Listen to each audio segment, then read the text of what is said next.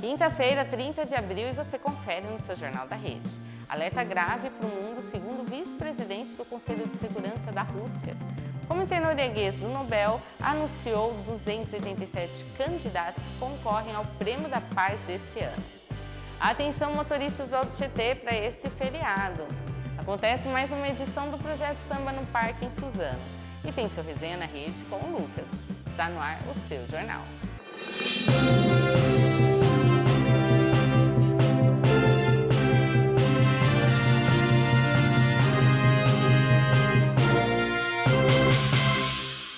O vice-presidente do Conselho de Segurança da Rússia, Dmitry Medvedev, fez um alerta grave nessa quinta. Olha, no evento em Moscou, ele afirmou que o mundo vive hoje um período semelhante ao que aconteceu às duas grandes guerras mundiais. Ele acusou a Europa de estar se rearmando e de inflamar o discurso que um conflito com os russos é inevitável. Os aliados ali de Vladimir Putin chegaram a falar em um apocalipse nuclear, afirmando que essa é uma possibilidade real caso uma terceira guerra mundial comece. Ele justificou também a existência do arsenal atômico da Rússia como uma forma de preparação para esse cenário extremo. Por outro lado, relatórios de inteligência de países como a Dinamarca, Noruega, indicam que a Rússia poderia expandir a guerra na Ucrânia para outras nações até o ano de 2030. Enquanto o discurso bélico sobe o tom, a OTAN continua aumentando os gastos com defesa em todo o continente europeu. E a gente segue acompanhando, né, gente? Olha. E o Comitê Norueguês do Nobel anunciou nessa quinta que 287 candidatos concorrem ao Prêmio da Paz deste ano. Falando de guerra, falando de paz também, né? Muito bom. Olha, são 208 indivíduos e 79 organizações na disputa. Entre os nomes mais cotados está o do presidente americano Donald Trump, que teria sido indicado por líderes do Israel, Camboja e Paquistão.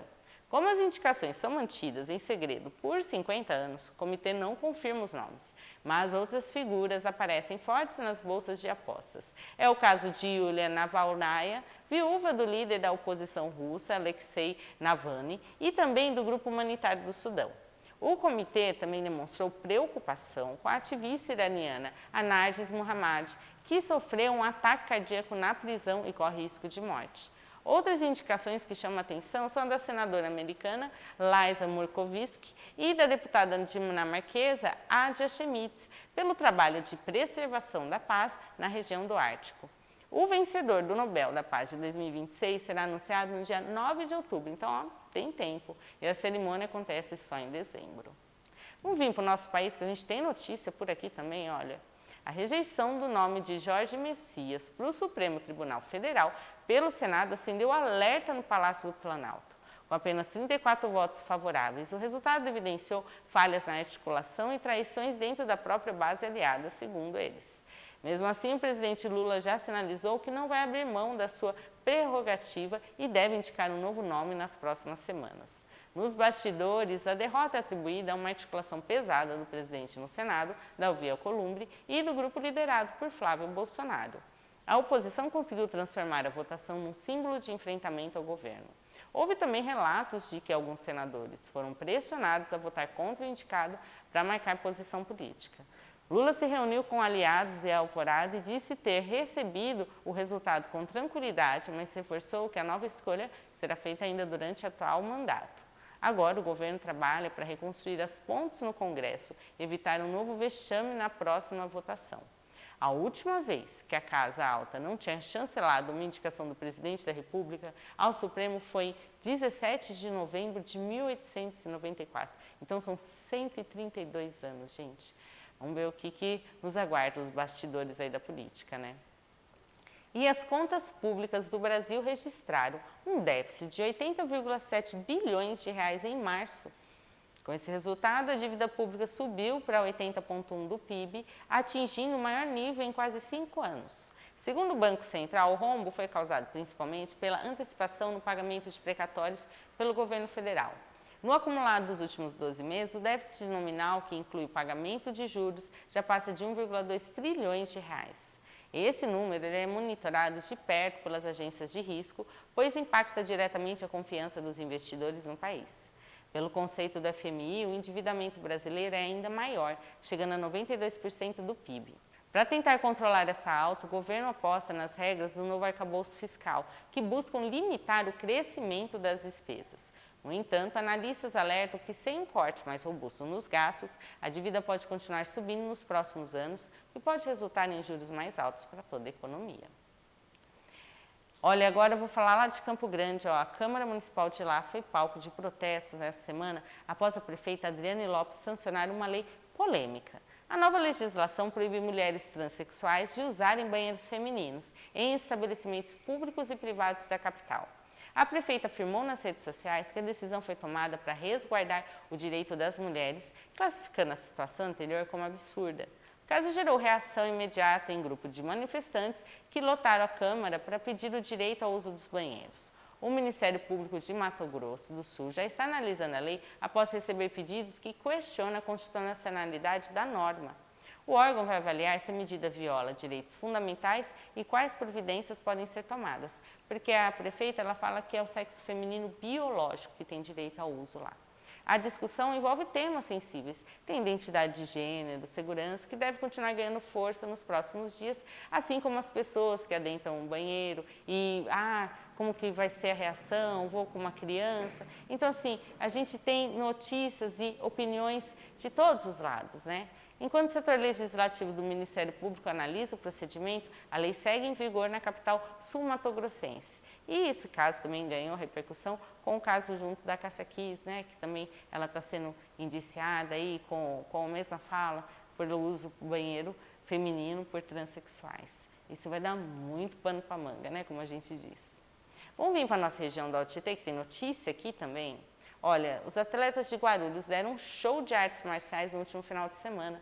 Durante o terceiro torneio paulista de karatê, realizado no ginásio João do Pulo, a equipe Estrela de Guarulhos conquistou 25 medalhas. Ao todo foram 9 de ouro, 7 de prata e 9 de bronze. A competição reuniu mais de 170 atletas e 25 equipes diferentes. Entre os destaques, a jovem Vitória Queiroz Guerra, que foi campeã tanto no kata quanto no comitê. Outro resultado importante veio com Guilherme Azevedo, que conquistou o ouro na categoria PCD. Essa vitória reforça o compromisso de Guarulhos com a formação de novos talentos nas artes marciais. Você sabia que o Código de Defesa do Consumidor garante um prazo de 90 dias de garantia para produtos e serviços duráveis? É isso aí, olha, significa que se o seu celular, TV ou uma reforma apresentar defeito nesse período, você tem o direito de exigir o conserto sem qualquer custo.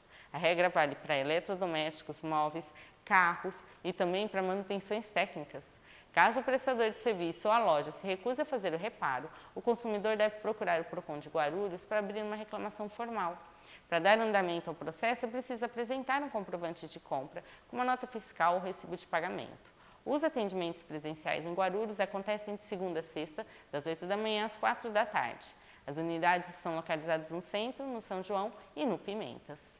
Não deixe o seu direito passar, fique atento aos prazos para garantir a qualidade do que você comprou.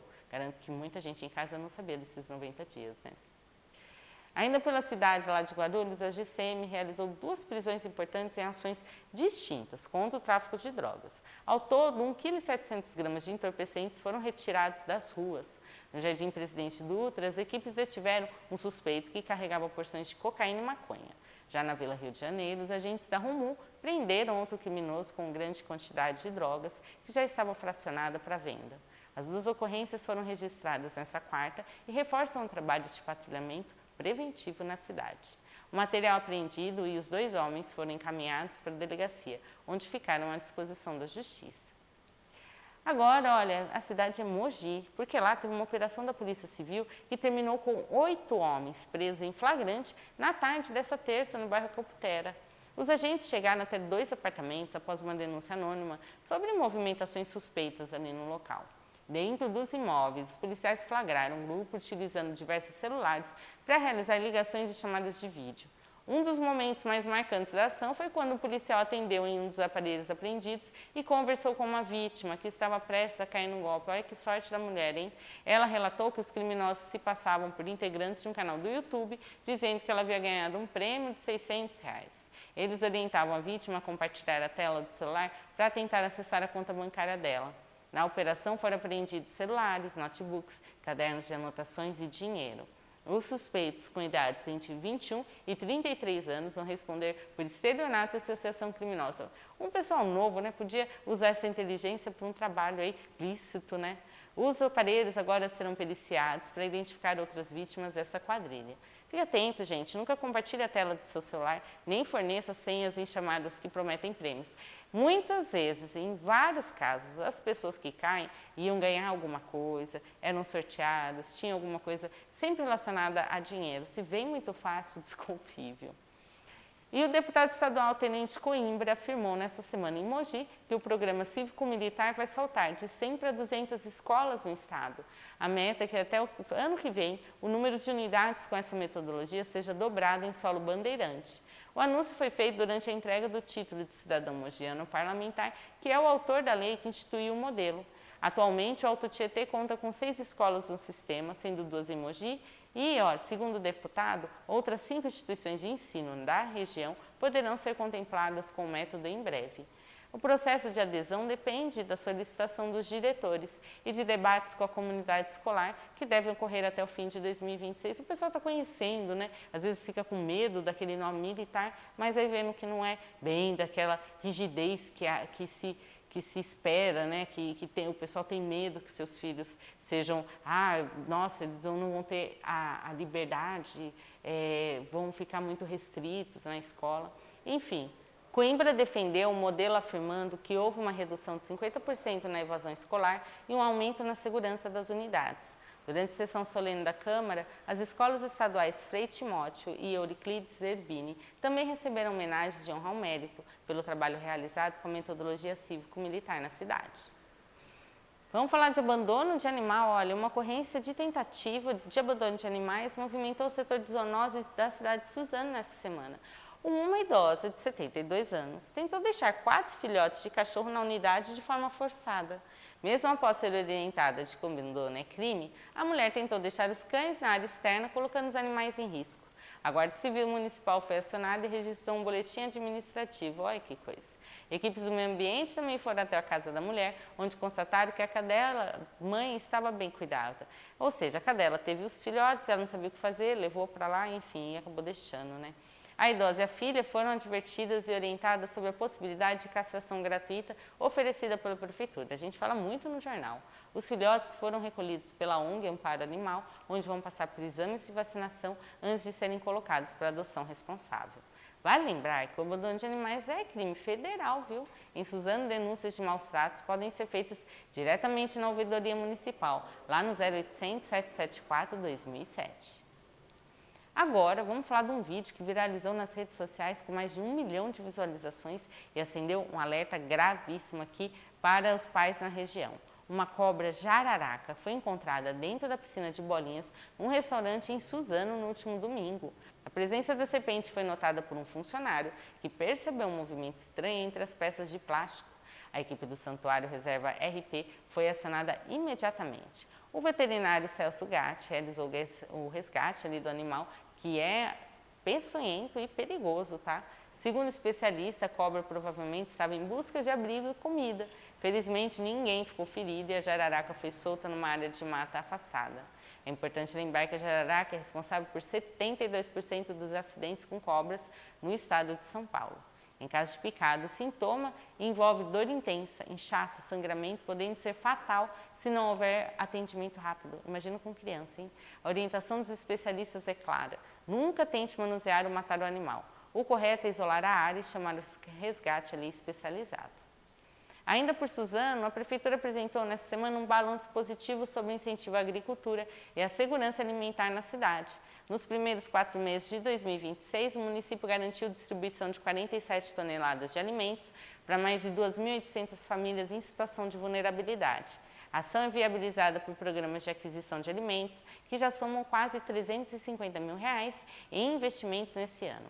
Além do apoio aos produtores rurais, a Secretaria de Desenvolvimento Econômico destacou o fortalecimento da indústria local. Uma parceria com a empresa Komatsu vai beneficiar 16 empresas da região, com foco na qualificação de mão de obra e integração da cadeia produtiva. É a CPL, Cadeia Produtiva Local. O objetivo é fazer com que as demandas das grandes indústrias sejam supridas por fornecedores mesmo da região. No setor de serviços, o projeto Suzano Mais Emprego também segue movimentando a economia. Apenas nesse quadrimestre já foram anunciadas 349 vagas de trabalho com mais de 20 mil currículos recebidos. As unidades no centro da Zona Norte, também registraram um alto volume de procura, com quase 28 mil atendimentos em diversos serviços municipais. E no próximo bloco, atenção motoristas do Alto Tietê para esse feriado, viu? E mais, acontece mais uma edição do Projeto Samba no Parque em Suzano. Fica aí que a gente volta já já.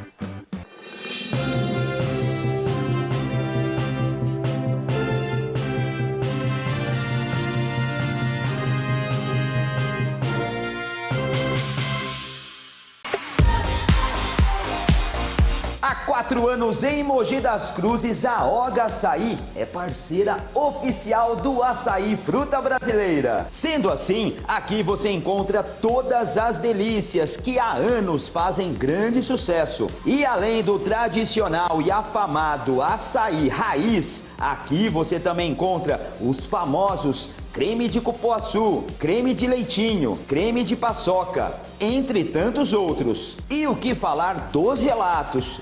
É um mais delicioso que o outro. Tem de doce de leite, trufas, avelã e belga. Isso sem contar os açaís combinados, como o açaí de iogurte grego com maracujá e o açaí de iogurte grego com morango. A Oga Açaí fica aqui na rua Barão de Jaceguai, 1722, bem em frente ao Clube de Campo de Mogi das Cruzes. Já sei, quer saber o horário de funcionamento? Eles funcionam de segunda a sábado, sempre do meio-dia às 20 horas. Deu aquela vontade de comer o melhor açaí? Então venha você também para a Oga Açaí, se deliciar com o açaí fruta brasileira. Esse é o açaí fruta brasileira, produzido para pessoas realmente exigentes. O seu futuro começa antes do diploma, ele começa na escolha certa. O ENIAC é diferente. Aqui você aprende na prática, com estrutura de verdade e com professores que vivem o mercado. Medicina, odontologia, saúde, TI, engenharia, direito, educação, gestão e construção, formação conectada às empresas com alta empregabilidade e foco real no mercado. Aqui você não é só mais um aluno. Você desenvolve habilidades, participa de projetos e constrói experiência antes mesmo de se formar. Porque o mercado não espera e você também não pode esperar. O ENIAC é movimento, é oportunidade, é crescimento. É o lugar onde milhares de histórias começaram e a próxima pode ser a sua. As matrículas estão abertas e o seu próximo passo começa agora. Vem para a ENIAC.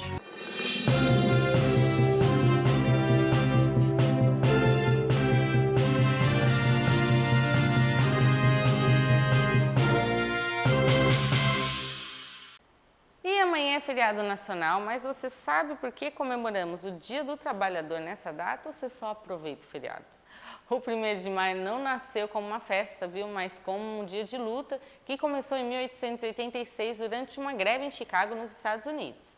Naquela época, os trabalhadores enfrentavam jornadas exaustivas de até 14 horas por dia, reivindicavam a redução para 8 horas. O episódio ficou conhecido como a tragédia de Haymarket.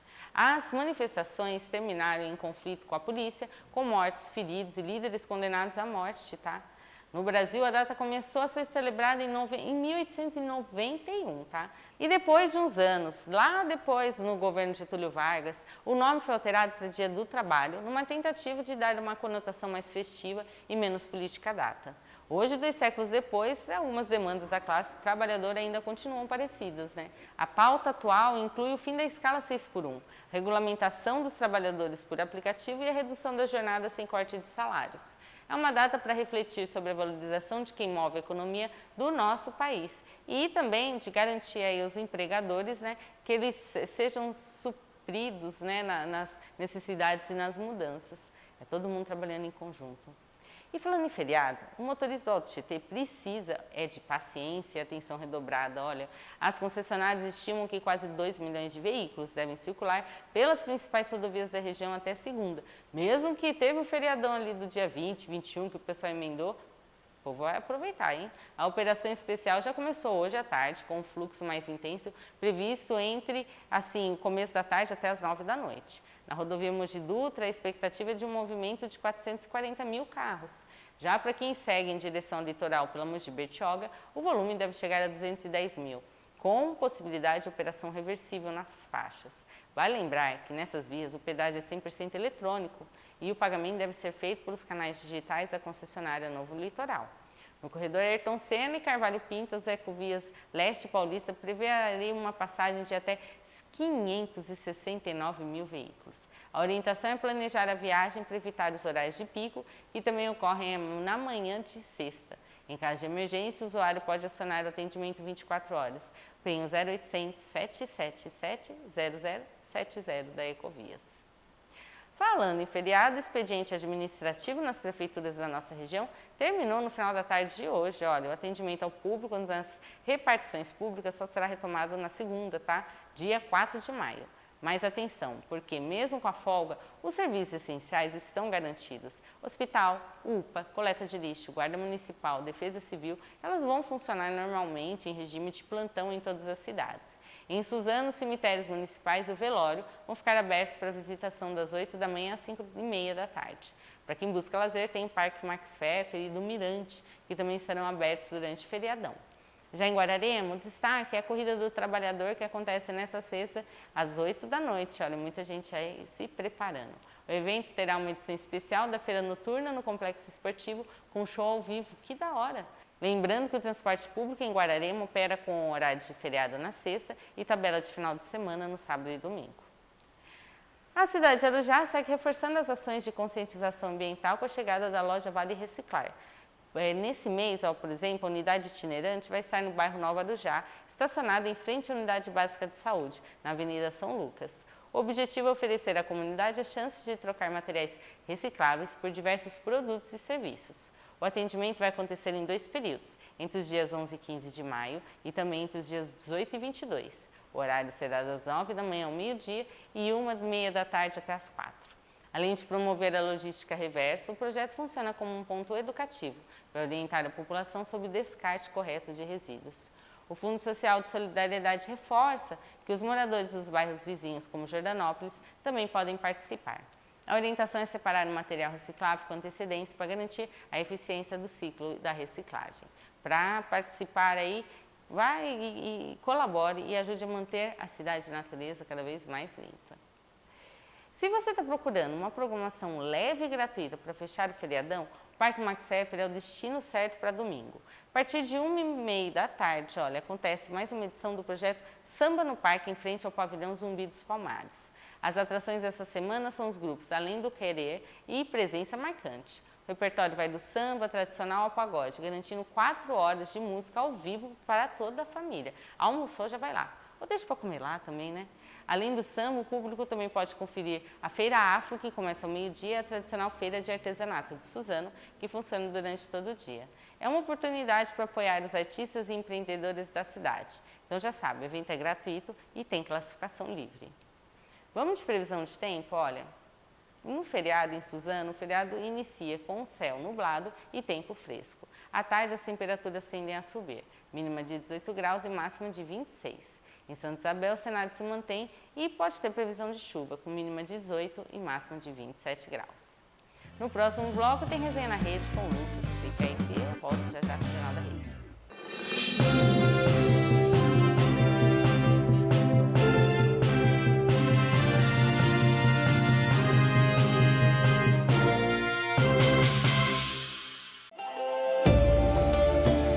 Hoje nós vamos falar de um clássico da culinária japonesa, o sukiyaki. O sukiyaki é um prato tradicional do Japão, muito apreciado em momentos de reunião com a família e amigos. Ele é preparado em uma panela na mesa, com ingredientes cozidos lentamente em um caldo saboroso à base de shoyu, açúcar e saquê. Cada momento traz uma combinação única de sabor e aconchego. E é aqui que entra o diferencial. A Goro traz ingredientes que faz toda a diferença no que realmente importa: o sabor, o momento e a experiência à mesa. Temos nossa linha de massa de peixe que entrega textura única e sabor marcante ao caldo. Tofu, leve e perfeito para absorver o tempero. Moyashi, que traz frescor e equilíbrio.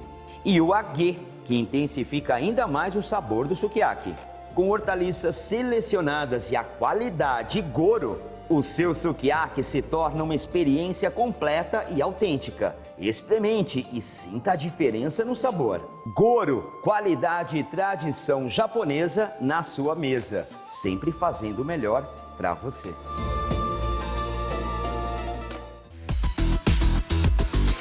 Aqui na Vigorito Nissan, você encontra a seleção de carros que combina com você. É hora de dar aquele upgrade na sua garagem. Nova Kicks 2026, novo design em nova motorização. Motor turbo 1.0 mais 125 cavalos de potência. 4 versões, Sense, Advanced, Exclusive e Platinum. 6 cores disponíveis. Lembrando que aceitamos o seu usado na troca com uma super valorização. E tem também a opção de taxa zero. E comprando agora, você só paga a primeira parcela daqui 120 dias, só em julho. Kite 2026 é um lançamento maravilhoso. Vem com faróis Full LED, sistemas inteligentes de frenagem, sensor de estacionamento, câmera de ré e botão Start Stop. Esses itens a partir da versão Sense. E isso tudo a partir de R$ 126.900 e você ainda leva o IPVA grátis. Lembrando que a primeira parcela só em julho, daqui 120 dias. E aceita o seu usado na troca, ainda com taxa zero em 36 vezes. Não perca a chance de realizar o sonho do seu carro novo. Vem pra Vigorito Nissan!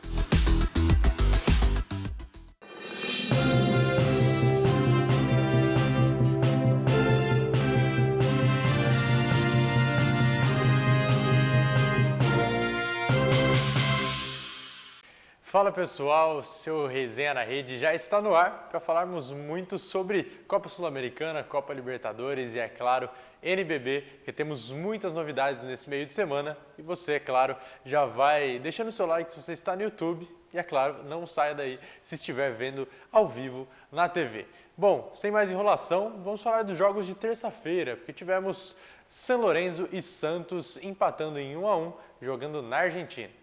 O gol da equipe da casa foi marcado por Alexis Coelho, ainda na primeira etapa. E poucos minutos depois, uma jogada construída por Neymar, que teve ali um passe de rollaser e a finalização de Gabigol para que a equipe do Peixe conseguisse esse empate. Apesar disso, apesar de Neymar dar grande festa para o camisa 10 em solo argentino, o Peixe não saiu do 1-1 e agora amarga ainda a lanterna do grupo da Sul-Americana, com apenas 2 pontos conquistados. Lembrando, a equipe precisa reagir, porque tem aí somente esses jogos do retorno. Então, 3 rodadas já foram, só temos mais 3. A equipe do Santos precisará reagir se quiser sair dessa situação e se classificar na competição. Bom, ainda no mesmo dia, tivemos um outro empate com um gigante paulista. Milionários e São Paulo se enfrentaram na Colômbia e ficaram no 0-0, meus amigos. A equipe da casa conseguiu mandar 17 chutes contra apenas 6 do tricolor. Desses aí eu não entro nem nos méritos de foi no gol ou não foi no gol, mas a gente percebe a disparidade da equipe da casa contra o São Paulo. Mesmo assim, apesar desse empate, o São Paulo vive uma situação diferente do Santos. O tricolor lidera o grupo com 7 pontos. Então, vai mais tranquilo, foi um empate fora de casa, mas mesmo assim não compromete essa campanha tricolor e o Santos, aí sim, esse tem que ligar a lanterna porque a situação fica complicada para o Peixe. E agora, mudando a chavinha, a gente sai da Sul-Americana e vamos para a Libertadores, porque ontem, na quarta-feira, Cerro Porteño e Palmeiras empataram em 1-1. A equipe alviverde marcou aí abrindo o placar jogando no Paraguai. Arias fez um gol ali que foi só empurrar tranquilamente, bola veio, mandou para o fundo do gol e não quis saber de mais nada. Porém, depois de um belo chute do jogador do Cerro Porteño, a bola estourou no travessão, voltou nas costas de Carlos Miguel e aí, sem querer, o goleiro alviverde acabou jogando contra o próprio patrimônio. E bom, não só de futebol internacional vive o Resenha na Rede, é hora de falar também da rodada de fim de semana do Brasileirão. Você confere os jogos a seguir.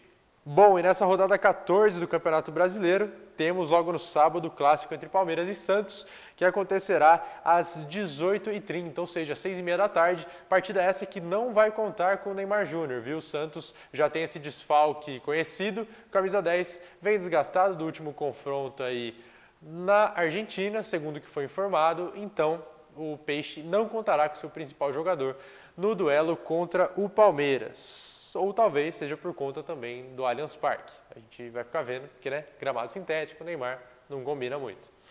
No domingo, teremos São Paulo e Bahia às 4 da tarde, e aí sim, Mirassol e Corinthians fecham essa rodada às 8h30 da noite. Esses são os jogos da 14ª rodada, envolvendo aí os gigantes paulistas. É claro, você pode ter se perguntado do Bragantino, mas aqui a gente fala principalmente dos 4 grandes. E aí, a gente te atualiza na próxima semana sobre os resultados, como que ficou essa situação. Você pode até estar se perguntando, o Corinthians não joga hoje pela Sul-Americana, não, pela Libertadores joga, mas daqui a pouquinho, às 9 da noite, Corinthians em campo enfrentando o Peñarol pela 3ª rodada da fase de grupos da Liberta. Então, o Timão vai em busca do seu 100% de aproveitamento na competição. Venceu o Platense fora de casa, venceu o Santa Fé em Itaquera e agora recebe em Itaquera mais uma vez o Peñarol. Então a gente segue acompanhando por aqui. E agora sim, saindo do futebol, hora de falar do mundo da bola laranja. Mogi Basquete confirmou sua força nos playoffs do NBB Caixa e garantiu a classificação às quartas de final ao vencer o Mr. Mu São José por 81-70 na noite da última segunda-feira, dia 27, no ginásio Professor Hugo Ramos. Com o resultado, a equipe mogiana fechou a série melhor de 5 em 3-0, conquistando então a varrida sobre o adversário e voltando a figurar entre os 8 melhores do campeonato, um feito que não acontecia desde a temporada 2020-2021. A equipe comandada pelo técnico Fernando Pena começou a partida em ritmo intenso, embalado, abrindo 9-0 nos primeiros 5 minutos e encerrando o primeiro quarto com vantagem de 25-18. No segundo período, o duelo foi mais equilibrado, com empate em 17-17, levando o time da casa ao intervalo vencendo por 42-35. Na volta dos vestiários, o São José até reagiu e fez um terceiro quarto forte, fechando em 22-19 e diminuindo um pouco a diferença no placar.